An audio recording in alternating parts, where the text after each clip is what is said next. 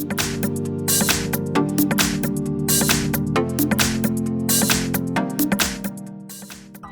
in this video I will show you how to reset the Xiaomi Mi Induction Cooker. Is a necessity if you want to add cooker to the Xiaomi Home app. So all you need to do is to just press both timer and menu buttons on the cooker and hold them for at least 5 seconds.